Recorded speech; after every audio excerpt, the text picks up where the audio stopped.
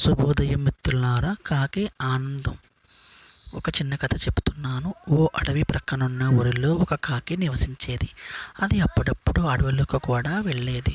ఓసారి వనంలోని కొలంలో ఒక హంసను చూసి, తెల్లగా ఎంత అందంగా ఉన్నావో, నేను చూడు ఎలా నల్లగా ఉన్నాను, నాకు తెలిసి ఎంత సంతోషంగా ఏ పక్షి ఉండదు అంది కాకి.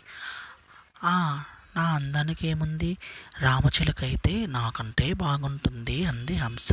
అప్పుడు కాకి చిలుక దగ్గరికి వెళ్ళి దాని అందాన్ని పొగిడింది. దానికి చిలుక, నువ్వు మరీ నన్ను పొగిడేస్తున్నావు, అసలు నీ అందమంటే నెమలిదే, నాకైతే కేవలం 2 రంగులే, నెమలికైతే చాలా రంగులు, పైగా దాని పెంచం భలే ముచ్చటగా ఉంటుంది.